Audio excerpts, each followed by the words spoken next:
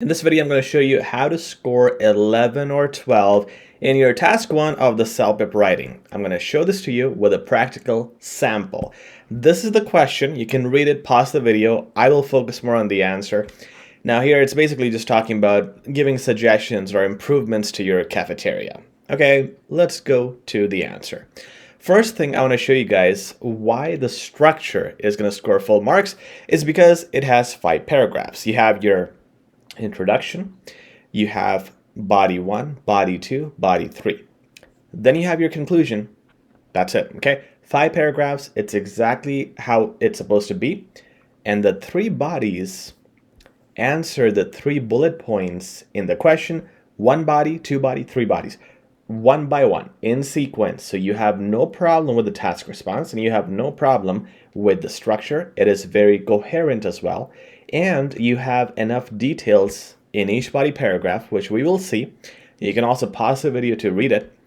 Each body paragraph has at least 2 points, and that will satisfy every single examiner because they usually complain that you haven't explained it enough.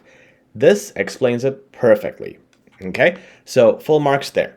Let's talk about salutations. Dear sir, that's all you need to do. You don't need to say dear respected sir, madam, or anything. Just dear sir or madam. Yours sincerely and your full name. Remember that. It's very important to do the full name in the formal letters. If it's informal, you can do the first name. Actually, not you can, you should, because you will lose marks if you make it too formal. And you can put best regards. Again, with the can, you should put best regards in the informal emails. Yours sincerely is more for formal writing. So overall, first impression looks very neat, very clear. The next thing is the intro, paragraph 1. Needs to have the purpose, why you are writing. And this person mentions it as a frequent visitor. So they start with a complex sentence right away. As we'll make the sentence into 2 parts. So part number 1, part number 2. Okay, so using complex sentences give you marks as well. And you'll see all these wonderful elements within this email.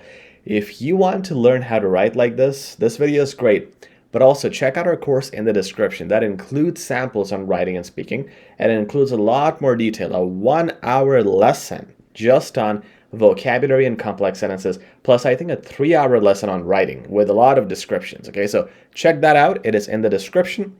So again, we always teach our students, start with the purpose which this person has done, but with a complex sentence. As a frequent visitor of the university's dining hall, I feel there are a few issues I ought to discuss. I ought to. Again, instead of saying I need to, I want to. I ought to, advanced words. You'll see advanced words throughout this email, but it's also the phrasing that has been used. So get a few examples. In order to address this matter properly, once again, it is a complex sentence. Anything starting with an order to, any sentence that starts with that is complex. So right away, first impression, you have advanced words, great salutation, great structure, and you already got 2 complex sentences. Amazing. I'll describe the abundant pros and cons of the lunchroom on campus. Instead of saying benefits and disadvantages, pros and cons, every time find better ways to phrase your stuff instead of using adjectives. Abundant. Whenever you have the opportunity to use adjectives, use them. Few is an adjective. Abundant, anything that is a quality. Positive, appeasing, delectable, and they're probably more enjoyable, delightful, amiable, and courteous. Not only are there the adjectives present here, they're advanced adjectives, advanced words. If you don't know what these mean, please use dictionary.com. Check them out because you want to copy paste them as well. They're very usable in all types of answers. So the person starts with, in order to address this matter properly, I'll describe the pros and cons, then goes to the next part, to credit the positive attributes of this amenity. Amenity, of course, advanced word. Look, to credit the positive attributes, this is what we call advanced phrasing, okay? The phrase used here is not just, I'll talk about the good things here. That is what everybody can say. But you want to phrase it nicely. The way it would make it advanced and unique will be to say something like, to credit the positive attributes of this amenity, and then it continues, the various cuisine options are beyond appeasing. You could have said appeasing, and that is again complex. But he said beyond he or she said beyond appeasing. Just wherever you can use more descriptions, more adjectives, use them. You will gain more marks the more descriptive you make it. From now, this is the phrasing where you go to a range. Okay, so you're talking about a range now. From delectable macaroni to a functional. So this is phrasing where you're describing a range, which is again unique, advanced, versatile, and like in every sentence the examiner sees, the student is using different phrasing, which is gonna make the examiner fall in love with the student. Now, salad bar, pizza served as slice. The dining room is not lacking on enjoyable cooking. Again, guys, this is also very advanced phrasing. This is why this will definitely score 11 to 12. I'll tell you why I'm saying 11, because this level should be 12. I'll tell you in just 2 minutes. So, you could have said the dining room is enjoyable, but he said dining room is not lacking on enjoyable cooking, again using every advanced way to define it. So you can use it, it's very easy. It's not lacking on, and then the positive. All right. Further, good connectors. Throughout there are good connectors. Further, the staff is delightful, amiable, and courteous. Very good adjectives. No grammar mistakes. This is the reason why it might score 11, guys, because this paragraph, you see body 2, compared to body 1 and body 3, is very short, okay? And it should be balanced with the other bodies. So that means the student has sacrificed some words from this point. However, they mentioned 2 points. So there's conversely, the facilities could benefit from a tune-up. Next point is also students occasionally struggle to find something to eat, which is a grave, finding something to eat is a grave issue. It should be finding. Okay, so there's a grammar mistake here too, which means this will definitely fall at 11. Now I am sure. One grammar mistake, 1 point down, especially once you're really high, once you're starting with 12-ish.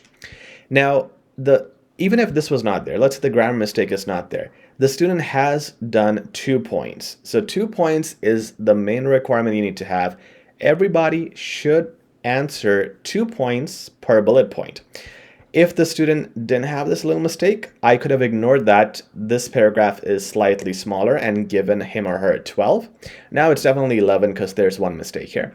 But again, look at the phrasing. Facilities could benefit from. Instead of saying you need a tune-up, you can use words like could benefit from. Adverbs. The more adverbs you use, the better. The more lees you use, it includes marks in the range of vocabulary. Once again, another complex sentence. By, starting with by, makes the sentence complex, divides it into 2 parts.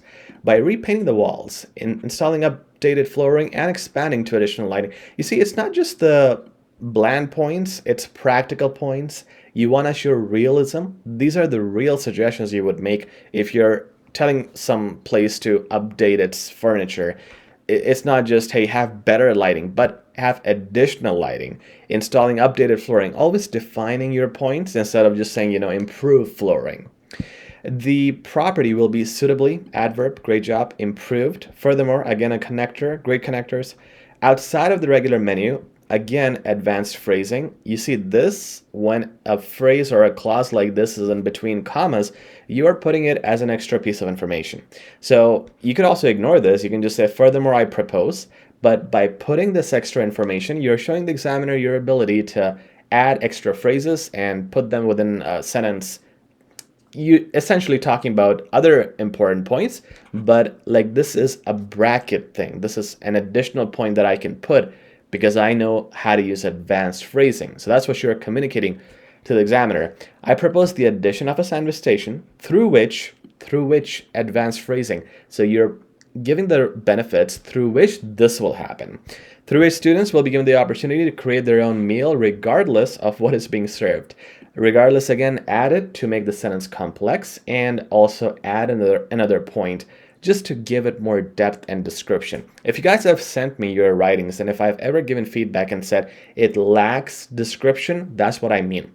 Lacking additional detail. So the more detail you give, the better. Great way to do that is by using adjectives all the time, okay? Ultimately, good connector and a good concluding word to start off the conclusion. Ultimately, the dining hall, though a wonderful, It's beautiful. I want to cry. Though a wonderful, it's an advanced phrasing because now it's gonna make the sentence complex, though something something, comma, something something else. It's divided into 2 points. Though a wonderful place to have a bite and converse with polite staff and students, could benefit from a few minor improvements. Minor, wonderful, polite. Put adjectives on purpose to get more marks. I would be overjoyed to assist with this transition. Overjoyed instead of saying basic words like happy.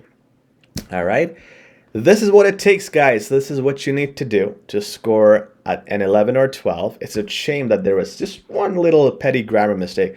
But if it was not there, this is one of the best writings I've ever seen. And if you write like this, you can score 12. Now, if you want to know what your level is, you can compare your writing with this one, or you could send us your writing via email. Email is in the description, info@hzadeducation.com. You'll get free feedback. We will tell you your level and how much work you need to do. And if you, again, want to just practice this on your own, check out our CELPIP self-paced course in the description that'll teach you how to practically write like this and score a 10+ in your writing exam. Please like, share, and subscribe. Talk soon.